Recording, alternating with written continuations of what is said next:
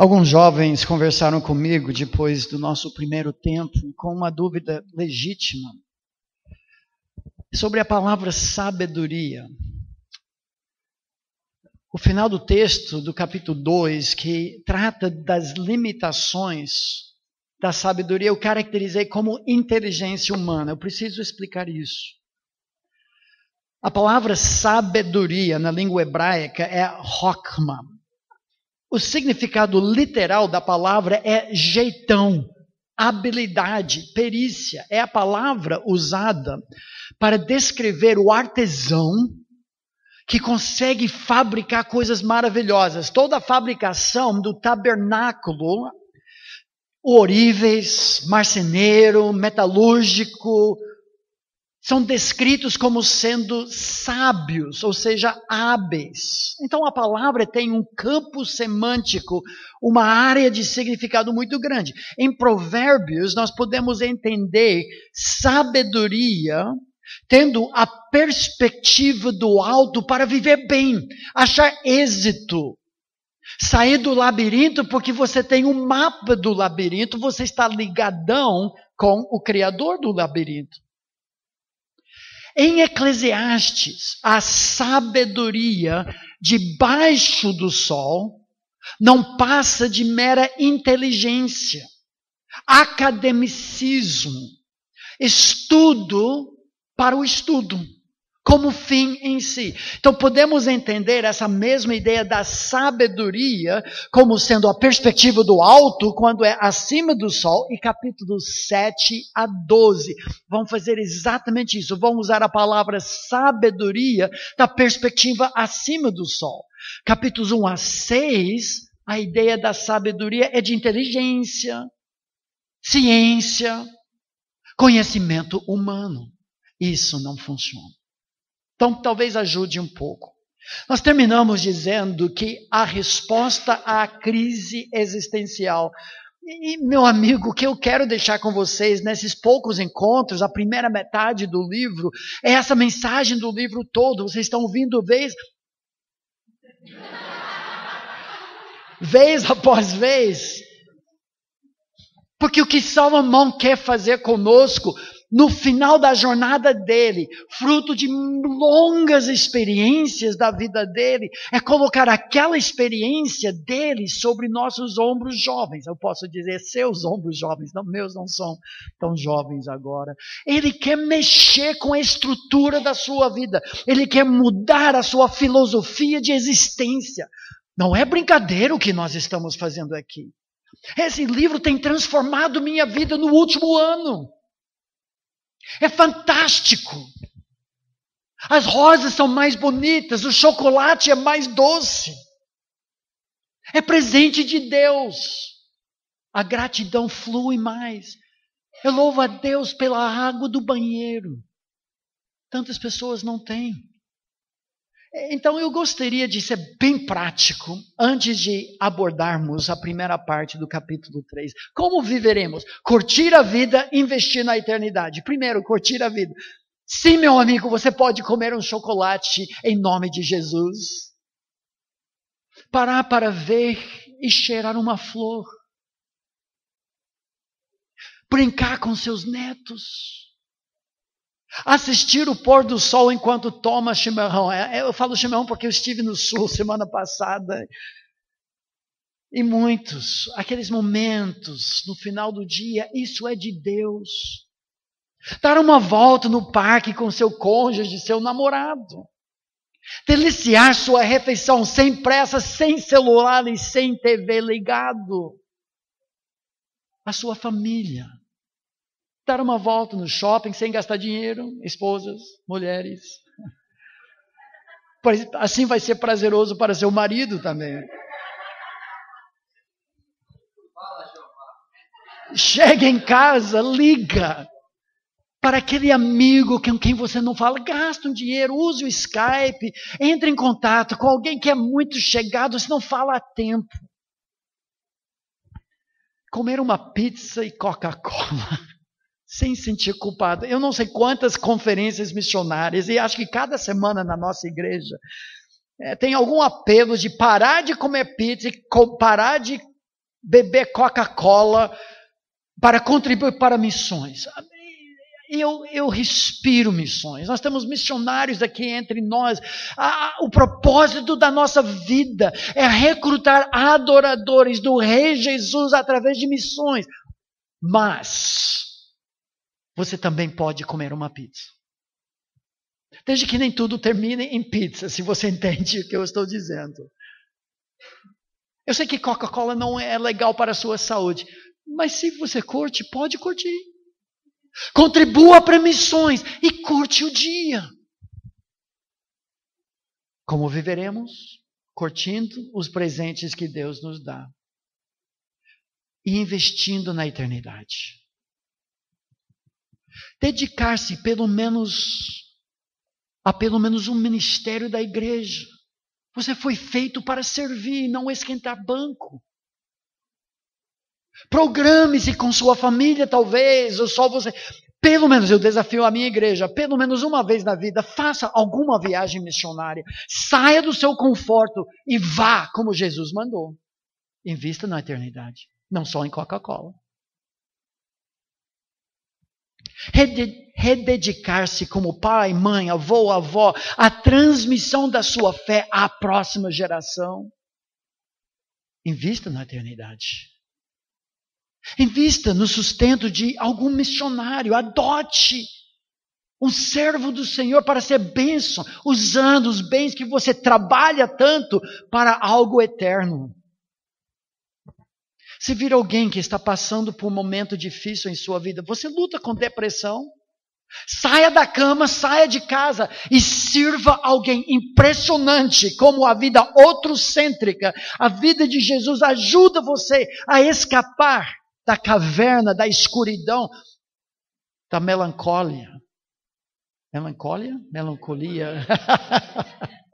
30 anos ainda faço coisas assim. Esse é o inimigo. Essa fórmula, filosofia de vida. Como viver num mundo imprevisível, injusto, impessoal, é conhecendo o Deus justo, o Deus que conhece amanhã, o Deus pessoal. Isso nos leva para capítulo 3 do livro. E queremos tratar agora dos versículos 1 a 15. Agora tem uma mudança radical, até em estilo do livro, tratando do tempo. 29 vezes a palavra tempo aparece nesse texto. Porque nós temos manias de tentar controlar o tempo. O tempo em termos de clima é notório. É uma piada entre mim e a minha esposa, mas nós viajamos bastante. Quando nós viajamos para o norte ou nordeste, ela enche a mala com blusas e casacos.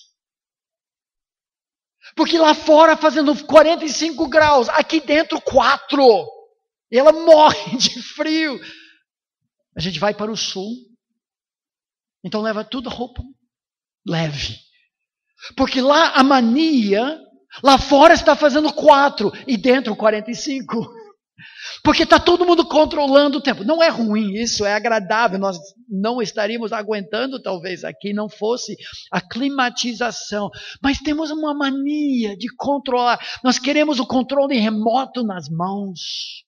Não somente do clima, mas dos nossos dias. Nós temos um relacionamento de amor, ódio com o tempo. Somos fascinados pelo tempo, mas frustrados. Essas são as duas palavras-chave do texto que nós vamos ver. O texto é um pouco bipolar, sabe? Esquizofrênico. Não no sentido psicológico. Tem 2 polos. Fascinação pelo tempo, todos nós. Amamos o tempo. O inventor e político Benjamin Franklin no 18º século nos Estados Unidos, disse assim: amas a vida? Então ama o tempo. Porque tempo é o tecido de que se costura a vida. Amas o tempo? Amas a vida? Então tem que amar o tempo. O tempo é importante, mas tempo é frustrante para nós. A poesia do tempo, que começa no capítulo 3, versículo 1, tudo tem o seu tempo determinado, essa chave do texto, e há tempo para todo propósito debaixo do céu. Amém, mas também não sei se eu gosto disso. Há tempo de nascer e tempo de morrer. Isso é bom, mas é ruim. Deus sabe, mas eu não. Não sabemos o dia nascer e não sabemos o dia de morrer. Nós vivemos no meio dos dois extremos e a vida é um enigma. Nós não sabemos que horas são. Eu não sei se eu tenho mais 3 dias ou mais 30 anos. Mas Deus sabe. Isso me assusta às vezes. Deus sabe a data, não somente do meu aniversário, mas do meu falecimento. Ele sabe esse exato momento. Todos nós está escrito. Pode fazer exercício, pode eliminar colesterol e deve fazer essas coisas. Parar de tomar Coca-Cola. Primeira pergunta que eu aprendi em português, 30 e tantos anos atrás. Que horas são? Ainda não sei a resposta. Eu não sei. O autor se frustra, mas se fascina com isso. Você sabe como é. O nosso relacionamento de amor-ódio com o tempo. Por exemplo, tempo no serviço, na escola.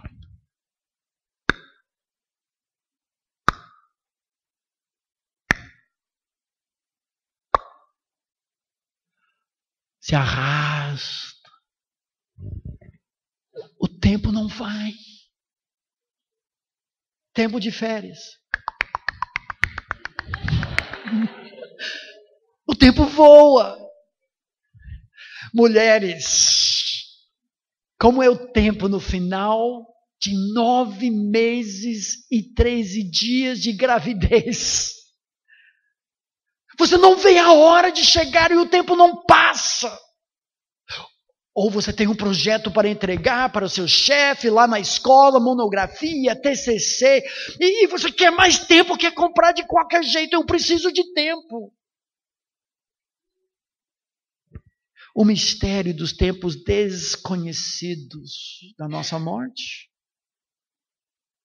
das despedidas, quando nós nos encontraremos outra vez, de um novo emprego ou do desemprego, da promoção, do governo autorizar, carimbar a sua aposentadoria, o mistério do tempo. O saudosismo dos bons velhos tempos, o desejo de voltar no tempo. O fato é que nós não sabemos que horas são. O relógio não tem ponteiros para nós. E o autor usa esse argumento para nos motivar pelo fato de que Deus pôs essa curiosidade do significado do passado, da realidade do presente. A curiosidade sobre o futuro é eternidade em seu coração para fazer com que você busque, sabe o quê? Não o tempo, Deus. Versículo 1 diz isso. Ele começa assim. Tudo tem seu tempo determinado. Isso pode parecer fatalismo, determinismo, mas ele vai mudar um pouco esse argumento. O problema é que eu não sei que horas são. Lembrando o que nós vimos no final da última mensagem, ele terminou falando, aproveite o tempo. Carpe diem. Usufrua do dia de hoje, invista para amanhã. O problema e a transição entre os dois capítulos. Como eu posso carpe diem, aproveitar o tempo, se eu não sei nada sobre o tempo? Como regozijar-se hoje, quando não se sabe o que pode acontecer amanhã? Então, capítulo 3 vai responder isso e tratar de mais um enigma no texto. Vamos ler versículos de 1 a 8, de 2 a 8 agora. São 3 lições que nós aprendemos. Sobre Deus, sobre uma filosofia de vida, sobre nós. A primeira lição: Deus determina um tempo para tudo. Para quem olha debaixo do sol, isso frustra. Para quem conhece a Deus e um Deus acima do sol, isso consola. Quanta consolação nós temos na soberania de Deus. Eu não sei que horas são, mas eu sei quem tem as horas. Eu conheço, Ele é o meu Pai. E Ele garante o meu futuro.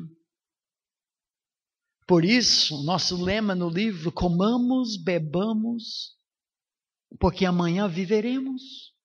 Bem diferente do mundo. Tudo tem o seu tempo determinado e há tempo para todo o propósito debaixo do céu. Agora ele vai com uma série de 14 itens, com dois tempos em cada, ou seja, 28 tempos, em 2 blocos de 14, que é 2 vezes o número de perfeição. Ele está dizendo, está tudo aqui, Deus tem todo o tempo sob controle. Há tempo de nascer e tempo de morrer. É fascinante isso. O mistério do nascimento, quando será, quando não é já marcado de antemão. Nascimento natural, normal. Mas é frustrante, porque eu não sei o dia da minha morte. Tempo de plantar e tempo de arrancar o que se plantou. O fazendeiro agrícola, ele entende essas coisas. Ele pode tentar quebrar os tempos, mas se ele plantar na época errada, vai dar em nada. Quem fez isso? Deus. E tem hora que você tem que ceifar, você tem que pegar a safra, e se você atrasar demais, você errou o tempo. Azar. Azarado é você. Tempo de matar e tempo de curar. Falando provavelmente de tempos de guerra, de autoproteção, no campo da batalha. Tempo de sarar aqueles que foram feridos. Tempo de derribar e tempo de edificar. Alguns meses atrás nós estivemos na Alemanha e pernoitamos na cidade de Dresden. Procure na Google hoje à noite o que aconteceu em Dresden na Segunda Guerra Mundial. Em retaliação pelo bombardeio de Londres, os aliados detonaram, mas acabaram com uma cidade frutífera da Alemanha. E as fotos, não restava nada, não tem sequer um prédio que fica. Hoje, é uma cidade moderna, das mais modernas que eu já vi na minha vida. Você não acredita. Havia tempo de derribar e havia tempo de edificar novamente. Tempo de chorar e tempo de rir. Tempo de prantear e tempo de saltar de alegria. O chorar é mais leve do que o prantear, o luto. Nós todos estaremos, talvez não muito tempo daqui, diante de um amigo, cônjuge, pai ou mãe, em prantos, não desesperados, mas já sentindo a saudade de alguém que se foi. Mas não muito tempo depois disso, Nós daremos gargalhada, uma boa piada, um momento gostoso. A vida é assim. É frustrante, mas é fascinante. Tempo de espalhar pedras. Normalmente, depois de uma guerra, as pessoas semeavam pedra no campo do inimigo para ele não poder plantar e voltar a atacar. Vai dar tempo para ele limpar as terras dele. E tempo de ajuntar pedras. Tempo de abraçar e tempo de afastar-se de abraçar. Isso é para os jovens, tá bom? O tempo de afastar-se de abraçar Bom, eu não vou entrar. Aqui não é sobre namoro, né, pastor? É só... Mas há tempo para isso. Eu vou falar uma coisa. À luz de outro livro de Salomão, Cantares, jovem, tempo é seu maior aliado em relacionamentos duradouros. Quem se apressa, quem come apressado, come cru. Calma. Refrão de Cantares: conjuro-vos, ó filhos de Jerusalém, pelas gazelas das montanhas, aquele bicho tão facilmente espantado. Não desperte, nem acorde o amor até a hora certa, até o tempo certo. O problema, jovem, é que você não sabe o tempo. Deus sabe, mas você não. A maior luta do jovem é saber o tempo, a vontade de Deus. Nós não sabemos, mas Ele sabe. 6. Tempo de buscar e tempo de perder. Tempo de guardar e tempo de deitar fora. Autoexplicativo. Tempo de rasgar e tempo de coser. Talvez falando também de luto, de rasgar vestes em prantos. Precisamos aprender mais do versículo 7. Tempo de estar calado e tempo de falar. Tem um colega da Palavra da Vida na Argentina que no escritório dele, ele tem uma placa que diz: nunca perca a oportunidade de fechar a boca. Achei muito sábio. Nunca perca a oportunidade. 1, 2, 3, zíper. Não fale nada. Se não falar nada, as pessoas podem achar que você é um tolo. Mas se abrir a boca, eles vão ter certeza. É mais ou menos essa ideia. Tempo de amar e tempo de aborrecer. E interessante, ele fecha como ele começou, praticamente. Tempo de guerra e tempo de paz. Tempo de vida e tempo de morte. Tempo para tudo. O fato é que debaixo do céu nós ficamos frustrados porque nós não sabemos que horas são. Hora de namorar ou casar, hora de encomendar um filho, hora de confrontar um irmão, hora de ignorar ou passar por cima de uma ofensa, hora de investir, hora de vender o seu investimento, hora de persistir ou hora de cair fora. Nós não sabemos, mas Deus sabe. Esse é o ponto. Mais uma vez o autor faz o quê? Ele dá um chute no tempo e faz com que nós nos ajoelhemos diante daquele que segura o tempo em suas mãos. Esse é o propósito dele. Viver no temor do Senhor, ligadão com o Criador do universo, confiante de que Ele sabe, eu não sei. E viver cada dia no temor dEle. Ontem à noite eu comentei um pouco sobre esse último ano, como o livro de Eclesiastes tem sido importante para nós, porque tem sido um ano muito difícil. Não somente por causa da vida da pequena Radassa, que hoje nós, como avós, cuidamos, principalmente a minha esposa, que mudou totalmente a nossa vida, nossos planos. Nós não sabemos se ela viverá por mais 20, 30, 70 anos, ou se ela falece amanhã. Paramos de fazer planos. Convites que aceitamos, estamos fazendo o possível para cumprir, mas a partir de maio do ano que vem, no certo sentido, minha vida parou. Não tem mais conferência, não tem mais pregação, não tem mais nada. É quando ela deve fazer a cirurgia definitiva, pelo menos por um pouco da vida dela. Mas como Eclesiastes tem me acalmado o coração. Eu sou um servo. Se Deus não quer que eu pregue, eu não prego. Se Ele quer que gastemos o resto das nossas vidas cuidando de uma bebê deficiente, cardiopata, que assim seja. Ele mudou o ministério de Elias, de trovão e em nome de Yahvé, para um ministério atrás da cortina de ungir reis. Quais as implicações para a sua vida e minha? Em primeiro lugar, se Deus tem os tempos, Ele também tem sua vida nas mãos dele. Sua vida tem propósito se você ainda está vivo. O seu tempo está nas mãos dele. Você nasceu no momento certo, na família certa. Talvez você já questionou isso. Mas se eu tivesse nascido em outra família, minha vida seria diferente, seria pior. Pergunta que eu faço. Se você pudesse mudar alguma coisa da sua vida que é fora do seu controle, não pecado, questões morais, mas algo soberanamente, você mudaria? Eu não. Isso pressupõe que eu seja mais sábio que o próprio Deus. Eu amo a história de José. Eu chamo o princípio 50-20, Gênesis 50-20.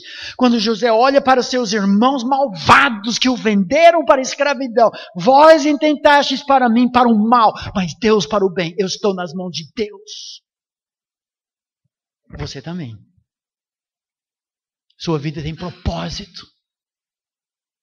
Deus não é, porém, nosso gênio da lâmpada. Ele não é um Deus domesticado. Ele não sempre, normalmente não revela para nós quanto tempo temos, que horas são.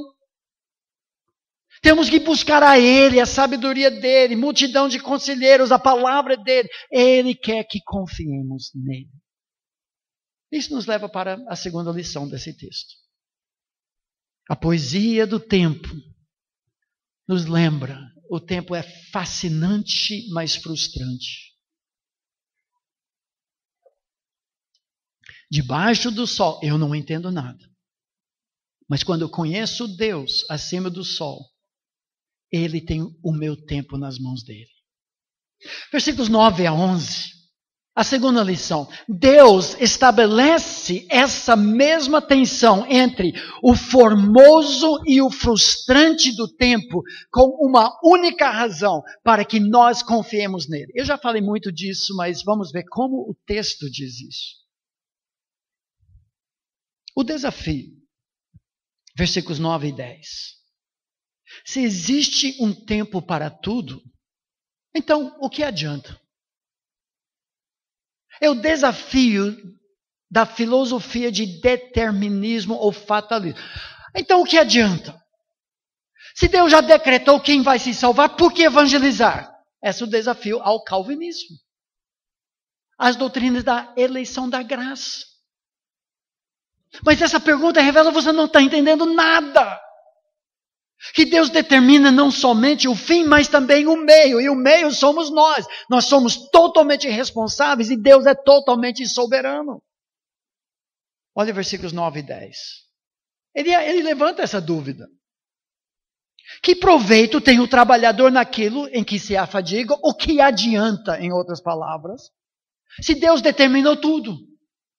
Eu vi o trabalho que Deus impôs aos filhos dos homens para com eles os afligir. Qual é esse trabalho? Essa fadiga, esse labor? É não conhecer o tempo. Ou seja, como viver num mundo que foge do nosso controle. E versículo 11 é a resposta. Um Deus soberano faz o tempo que para nós pode parecer frustrante algo formoso. Olha o que diz versículo 11. Tudo fez Deus formoso no seu devido tempo. Ele usa uma palavra de beleza da natureza, beleza artística. Meu amigo, os tempos de Deus são perfeitos. Totalmente sincronizados com seu plano soberano. Nada escapa. Nós não vivemos dentro dessa teologia aberta de um Deus em processo, em que Deus está lá no céu, e Ele está tomando decisões conforme a reação. Não, calma, meu amigo. Está tudo certo. No fim vai dar tudo certo. E se não deu certo ainda, é porque não chegou ao fim. Correto? Deus faz tudo formoso, tudo acontece exatamente na hora certa, da maneira certa. Nós admiramos isso quando, de vez em quando, a cortina se abre. Não é sempre que temos esse vislumbre dos tempos de Deus. Mas de vez em quando isso acontece. A beleza das órbitas celestiais e subatômicas. A maré que chega até certo ponto, diz a palavra de Deus, e não mais. E volta. Quantas experiências você já teve também? Um livramento na hora certa. Uma sincronia de eventos, só Deus. Eu acho que pastor Joversi e a Leila já viram isso na nossa casa. A nossa prateleira de memoriais. Aprendemos isso de um curso chamado Educação de Filhos, a Maneira de Deus. E gostamos muito, a ideia é uma ideia bíblica, mas que nos lembra, nossos tempos estão nas mãos de Deus. Dentro da nossa sala de estar tem essa prateleira mais ou menos desse tamanho. Ao longo de 35 anos de casados, acumulamos muitos testemunhos do tempo de Deus. Nós contamos essas histórias para os nossos filhos, assim como Deus estabeleceu memoriais das Escrituras para o povo de Israel. Nós fazemos isso no batismo, na ceia do Senhor. O povo de Israel, as pedras retiradas do Mar Vermelho, do Rio Jordão, a Arca da Aliança, o arco-íris. São memoriais, maneiras tangíveis, visíveis, para lembrar, Deus é grande, o tempo está nas mãos dele. Por exemplo, dentro daquela prateleira, tem um parafuso do cárter de um carro. O carro que eu dirigia por alguns meses em 1988. Nosso primeiro ano completo aqui no Brasil. Quando nós levamos um grupo de alunos para um mini retiro num sítio longe, fora da cidade. Mais ou menos 10 quilômetros fora da grande metrópole de Piracaia, que também é muito pequeno. Nós passamos 24 horas juntos, 1988, quando a abertura das Olimpíadas daquela época, brincamos, oramos, estudamos, e eu levei 8 alunos de volta para a cidade, para seu ministério de fim de semana no meu carro pequeno, quando 5 quilômetros na estrada, fundiu o motor do meu carro. Eu não falava muito português.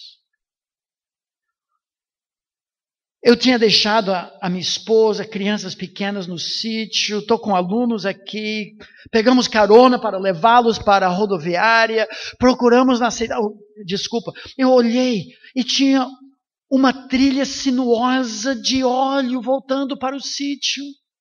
Aquela semana eu havia trocado óleo num posto da cidade, eles não apertaram o parafuso, sangrou meu bendito carro.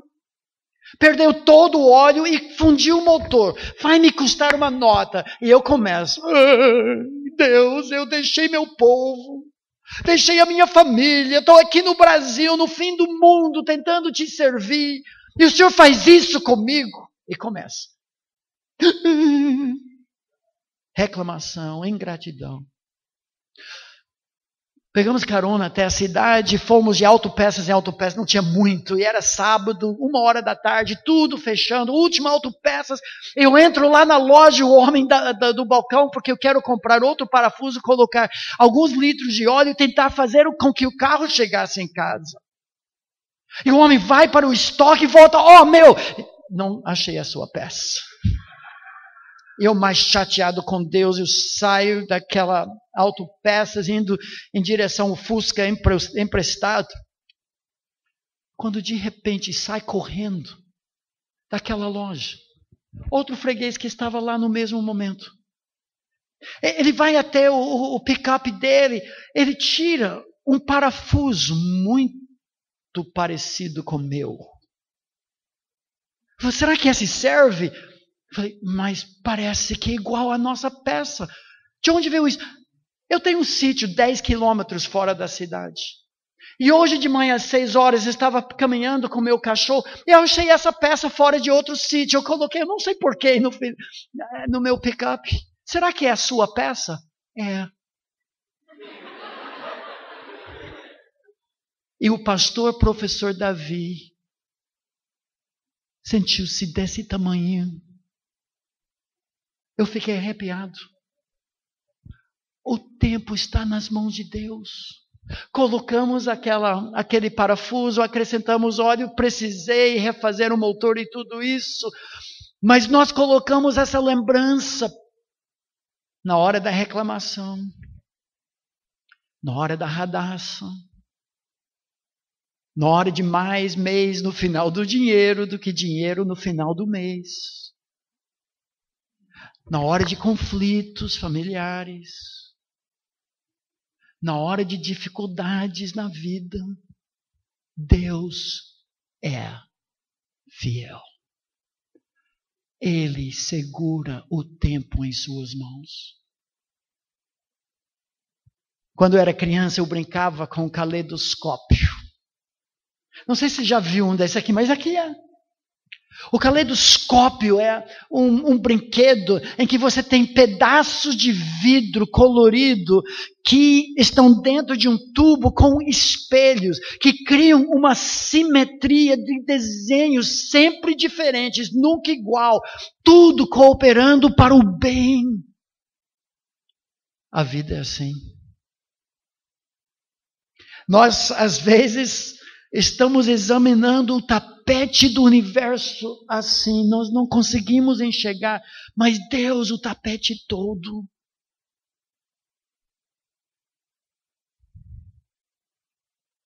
Só mais uma ilustração disso. Relógios atômicos são exatos até 1 segundo a cada 10 milhões de anos. Por quê? Porque usam o átomo de Césio 133, que oscila exatamente 9.603.631.770 vezes por segundo. Sempre. Eu sei quem fez o átomo do Césio 133. E que reina o tempo. Versículo 11 termina dizendo isso. A segunda parte, tudo fez Deus formoso no seu devido tempo, também pôs eternidade no coração do homem. Deus nos criou, já vimos isso várias vezes, com o desejo de conhecer o significado do passado, o que vai acontecer amanhã. Nós queremos substância, nós queremos deixar essa vida tendo feito algo de substância. O fato é, nós seremos lembrados, nós seremos esquecidos. Se viver para o prazer, se viver para o trabalho, se viver para a igreja, se viver para a família como fins em si, tudo vai ser apagado. Mas quando se vive para a glória de Deus, para fazer investimentos que Ele autoriza, Ele lembra de tudo. Eu brinquei com a nossa irmã que está sempre servindo os copos de água. Quanto galardão ela deve ter lá no céu. Porque Jesus diz, cada copo de água dado em nome de Jesus. Mas não é só isso. Quem arranja as cadeiras, quem fica na recepção, quem trabalha na livraria, quem entrega o folheto, quem fala de Jesus, quem tem culto doméstico com seus filhos, quem mora com sua esposa, quem vive a fim de glorificar a Deus. Tudo que você faz não será esquecido, mesmo que você tenha Alzheimer. Ninguém precisa carimbar, reconhecer, aplaudir. Deus sabe, Deus vê. A razão por tudo isso está no versículo 11. Ele vai repetir isso muitas vezes no livro. Porque Deus pôs esse desejo de entender significado, de ter substância, de saber o futuro. Deus faz isso. Por quê? Para que você confie nele. Também pôs a eternidade no coração do homem, sem que este possa descobrir as obras que Deus fez desde o princípio, o passado, até o fim. Esse é o mistério do tempo e do plano de Deus. Em todos esses textos em Eclesiastes, ele vai falar isso. Deus esconde de nós o amanhã para que nós confiemos nele hoje. Repito, Deus esconde de nós o que acontecerá amanhã, para que nós confiemos nele hoje. Esse desejo nato do coração do homem, que o faz ansiar por algo maior, algo de mais substância, algo permanente, algo que satisfaz. C.S. Lewis, em seu livro Mero Cristianismo, disse isso. Se eu encontrar em mim um desejo que nenhuma experiência deste mundo consegue satisfazer, a explicação mais provável é que eu fui feito para outro mundo. Provavelmente os prazeres desta terra nunca foram criados para satisfazer esse anseio, somente para despertá-lo, para apontar a coisa real, a nossa verdadeira vida.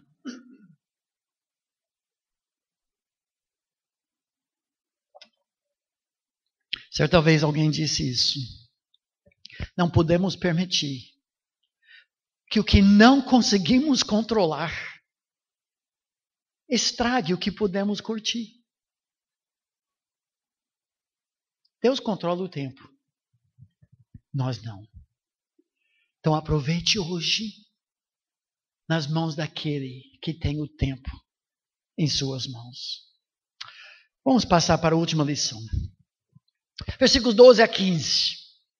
Amanhã nós voltaremos, nós vamos pular alguns versículos que a mensagem será repetida mais tarde, trabalhar amanhã, de manhã e à noite, capítulos 4 e 5. A terceira lição desse texto, Deus é a única esperança de que o nosso tempo tenha significado. Versículo 12. Eu sei que nada há melhor para o homem do que regozijar-se e levar vida regalada. O que ele está dizendo? Está repetindo o que ele já falou. Se você não sabe o que amanhã trará, então aproveite hoje no temor do Senhor. Não há felicidade para o homem a não ser alegrar-se e fazer o bem enquanto vive. A tradução da Bíblia século 21. É a soma da tarefa que Deus deu ao homem. Você tem a tarefa de curtir a vida no temor do Senhor. Essa é a sua responsabilidade. Opa! Que Deus fantástico! A gente olha para o Deus do Velho Testamento como se fosse outro, como se a vida abundante em Jesus era só para o Novo Testamento. Não! Você sabe, agora não faça isso aqui na igreja, mas que o povo de Israel era obrigado a gastar um dízimo deles em Jerusalém em festa, churrasco. Esse é o Deus do Velho Testamento. Eu exijo que vocês tenham festas, semanas inteiras, feriados, prolongados, para vocês me curtirem e curtirem as suas famílias. Suba para a minha cidade, suba para o templo, gaste o seu dinheiro, aproveite. Era um dízimo para isso. Agora, o outro lado disso, pastor, porque senão todos eles vão para a churrascaria e não vão dar dízimo, é que eles davam 2 dízimos a cada ano e um terceiro dízimo no terceiro ano. A média era 23,3%. Era um dos dízimos deles em Jerusalém. Versículo 13. É um dom de Deus poder curtir as coisas simples da vida. Ele diz de novo, também é dom de Deus que possa o homem comer, beber e desfrutar o bem de todo o seu trabalho. Já ouviu isso em outro lugar? É a segunda vez de 7. Versículo 14. Ele volta para o tema e fecha a história. Eu sei que tudo quanto Deus faz durará eternamente. Opa! Então eu quero me aliar a Ele. Eu não quero terminar a vida com tanta areia passando pelos meus dedos, com algodão nem doce, mas amargo na minha boca. Eu quero conhecer, investir, trabalhar junto com esse Deus, que Ele faz as coisas permanecerem. Tudo que Ele faz durará eternamente. O salmista em Salmo 90, aquele que eu mencionei, ensina-nos a contar, valorizar e investir os nossos dias, porque os dias são maus. No fim do texto, ele diz, ó Deus, confirma sobre nós as obras das nossas mãos. Jovem, isso mudou minha vida quando eu tinha 17 anos de idade. E aquela luz da eternidade raiou na minha alma. E eu decidi, eu quero investir a minha vida em algo de substância, algo que permanece. Eu poderia ter sido médico, advogado, coletor de lixo, para a glória de Deus. Mas Deus trabalhou na minha vida, eu queria que Ele tivesse primeira chance para me usar na obra dEle, para investir diretamente em 3 eternos. A pessoa dEle, a palavra dEle e o povo dEle. Nada se lhe pode acrescentar, nada lhe tirar. Deus fez, Ele determinou. Mas porque, olha, ele diz de novo, isso faz Deus para que os homens temam diante dEle. Confie nele, essa é a terceira lição. Versículo 15. O que é já foi. O que há de ser também já foi. Mas Deus fará renovar-se o que se passou. O que ele está dizendo? Primeiro, Deus é que mantém os ciclos da vida funcionando. Já vimos isso. Geração vai, geração vem. Mas porque Deus é eterno, somente Ele lembra. Ele busca o passado. O Novo Testamento diz para sermos inabaláveis, constantes na obra do Senhor, porque o nosso trabalho não é vão. Eclesiastes, vazio, vapor. Porque Deus sabe, Deus vê. O final desse livro vai dizer a mesma coisa. Não é vaidade debaixo do sol, acima do sol. Tema Deus, porque Ele vai pedir contas de tudo que você fez na vida. Ele sabe, Ele lembra, Ele vê, Ele entende. Por isso, um relacionamento íntimo com Ele é o maior investimento na vida. A soberania de Deus não deve nos confundir, mas consolar. Há alguém que tudo vê, tudo sabe, tudo lembra. Descanse nele, não se preocupe. Se outras pessoas não reconhecem seu valor, não chamam você para frente para ser reconhecido por causa do mutirão que você trabalhou tanto, as pessoas não vão lembrar. E mesmo se reconhecido agora, daqui a alguns dias todo mundo esqueceu. E algumas gerações nem sabem que você existiu. Mas Deus sabe. Graças a Deus. Deus sabe onde cada peça se encaixa. Quando coisas difíceis acontecem, Ele tem tudo sob controle. e essa poesia do tempo e as lições. Que horas são? Eu não sabia 30 anos atrás, quando eu aprendi português. Ainda não sei a resposta a essa pergunta, mas Deus sabe. Podemos resumir tudo isso dizendo assim: mesmo não sabendo a hora, nós confiamos naquele que segura o tempo em suas mãos. Curtir a vida, temer a Deus, viver hoje para sempre. Que Deus nos abençoe. Amém.